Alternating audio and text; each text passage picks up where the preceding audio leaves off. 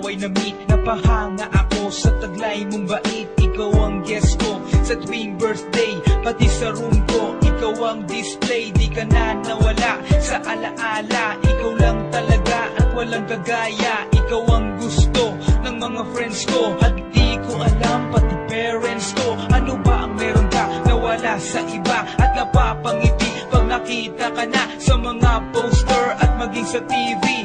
Inaabangan ng iyong movie. Bata pa ako noon nang maramdaman ko to. Ayoko ng iba, ikaw ang gusto ko. At sa aaminin ko, maniwala ka, mas gusto kita kaysa kay Darna. You were always gonna be my love. 익숙한 나를 가둬마다 꿈이 이루어질 때도 I remember to love. You taught me how. You were always gonna be the one. 희망마다 가나시라고 소원 하나라시였나